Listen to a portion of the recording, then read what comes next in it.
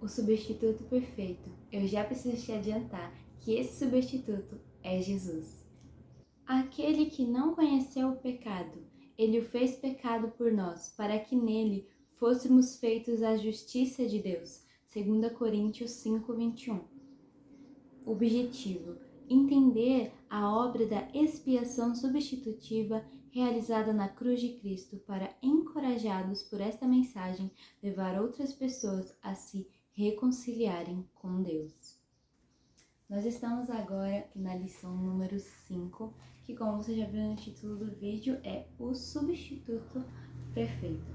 Lá no Antigo Testamento, nós podemos ver lá em Êxodo, Levítico, Números, Deuteronômios, várias partes que falam sobre as leis, e também tem muitas partes que são dedicadas aos sacrifícios que eram feitos, para explicar como era o sacrifício de paz, sacrifício de perdão, enfim, tinham vários tipos, e lá nesses livros eles explicavam como acontecia cada um, como deveria acontecer cada um. E isso tudo já apontava para Jesus. Vamos ler aqui em Levítico 16:21. Então colocará as 2 mãos sobre a cabeça do bode vivo e confessará todas as iniquidades e rebeliões dos israelitas, todos os seus pecados, e os porá sobre a cabeça do bode. Em seguida, enviará o bode para o deserto aos cuidados de um homem designado para isso. E essa parte aqui, ela me lembra muito quando Jesus ele foi para o deserto, quando Jesus já estava aqui na terra e ele foi ter um momento a sós com Deus, foi orar lá e ele ficou jejuando lá no deserto. E eu imagino que essa parte aqui de Levítico já estava levando ali naquele momento em que Jesus estava no deserto, onde ele não tinha pecado nenhum, mas ele estava ali tendo um momento a sós com Deus de oração, de jejum, de sacrifício, né? Porque o jejum já é um sacrifício, e ali ele estava levando já consigo os nossos pecados, ele já tinha em mente os nossos pecados. E aqui, ainda no livro de Levítico, explica um pouco sobre o que é o sangue. Ele está se referindo aqui ao sangue de animais, sobre que nós não poderíamos comer o sangue de animais, mas aqui tem um versículo que está explicando o porquê nós não podemos nos alimentar de sangue, né? E isso para mim revela muito sobre o que o sangue de Jesus significou lá na cruz. É aqui em Levítico 17:11. Pois a vida da carne está no sangue, e eu o dei a vocês para fazerem propiciação por vocês mesmos no altar. É o sangue que faz propiciação pela vida. Aqui estava se falando sobre o sangue dos animais que iam ser sacrificados, mas os animais iam ser sacrificados e o sangue deles era vida. Então, quando Jesus foi sacrificado, o sangue dele, mesmo quando ele morreu e o sangue dele continuou se esvaindo, o sangue dele possuía vida, e era uma vida para nós que não somos merecedores, para nós que pecamos, que colocamos Jesus lá, era para nós essa vida. Aqui na lição diz assim: eram elementos aceitos por Deus apenas na medida em que serviam como sombra de uma oferta infinitamente mais sublime. Então esses sacrifícios, eles eram uma sombra de tudo aquilo que Jesus ia fazer por nós lá na cruz. Era tudo apontando para ele, era tudo mostrando para ele que era necessário ter um sacrifício para que nós fôssemos perdoados, e Jesus foi esse sacrifício.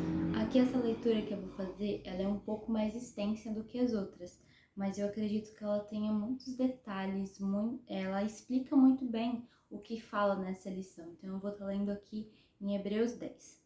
A lei traz apenas uma sombra dos benefícios que hão de vir, e não a sua realidade. Por isso, ela nunca consegue, mediante os mesmos sacrifícios repetidos, ano após ano, aperfeiçoar o que se aproxima para adorar.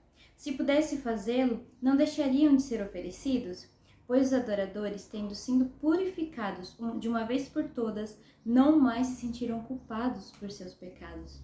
Então aqui esses 2 primeiros versículos, eles já falam que a lei, ela era importante sim, mas ela era apenas uma sombra de tudo aquilo que Jesus faria por nós. E é uma coisa que nós devemos refletir. Esses sacrifícios, eles eram feitos todos os anos, tinham sacrifícios que eram feitos em festas específicas. Tudo isso para purificar o povo. Mas mesmo assim, mesmo depois de ser purificado todo o povo, no ano seguinte precisava de novo, e de novo, e de novo, mostrando que eles adiantavam, mas apenas por um período, apenas por um tempo, não era algo eterno. Contudo, esses sacrifícios são uma recordação anual dos pecados, pois é impossível que o sangue de touros e bodes tire pecados. Por isso, quando Cristo veio ao mundo, disse: Sacrifício e oferta não quiseste, mas um corpo me preparaste, de holocaustos e ofertas pelo pecado não te agradaste. Então eu disse: Aqui estou. No livro está escrito a meu respeito: Vim para fazer a tua vontade, ó Deus. E aqui, aqui no livro de Hebreus retrata essa fala de Jesus, Jesus está falando que está escrito lá em Salmos 40, né? E aqui ele deixa bem claro que Deus, ele se agradaria bem mais do sacrifício que Jesus faria, que precisaria ser feito apenas uma vez e todos os nossos pecados seriam perdoados. Primeiro ele disse: Sacrifícios, ofertas, holocaustos e ofertas pelo pecado não quiseste, nem deles se agradassem, os quais eram feitos conforme a lei. Então acrescentou: Aqui estou, vim para fazer a tua vontade. Ele cancela o primeiro para estabelecer o segundo. Pelo cumprimento dessa vontade, fomos santificados por meio do sacrifício do corpo de Jesus Cristo, oferecido uma vez por todas. Dia após dia, todo sacerdote apresenta-se exerce os seus deveres religiosos. Repetidamente oferece os mesmos sacrifícios, que nunca podem remover os pecados. Mas, quando este sacerdote acabou de oferecer para sempre um único sacrifício pelos pecados, assentou-se à direita de Deus. Daí em diante, ele está esperando até que seus inimigos sejam como estrado para os seus pés, porque por meio de um único sacrifício, ele aperfeiçoou para sempre os que estão sendo santificados. Jesus, ele transformou toda a nossa vida através de apenas um sacrifício. Aqueles sacerdotes que eles ficavam fazendo propiciação por si mesmos e depois pelo povo, esses rituais, esses cultos, eles faziam parte da lei, não estava fora da lei. Mas Jesus, ele veio para transformar, ele veio para nos libertar de ter que fazer isso por todos os anos. Ele veio e fez isso apenas uma vez. E hoje nós não precisamos mais nos sentir culpados, nós não precisamos mais carregar esse peso, porque Jesus já carregou esse peso. Nós precisamos sim nos arrepender e ser nova criatura, mas fica muito mais fácil, né, com o sacrifício de Jesus.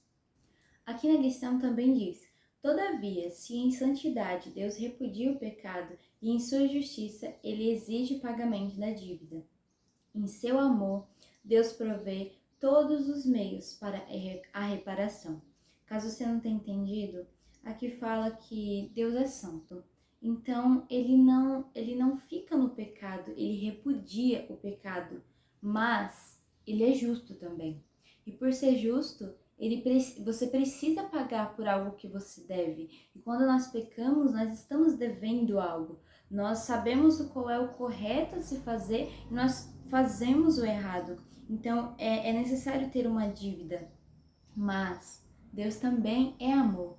E Ele preparou um modo para que pudesse ser pago.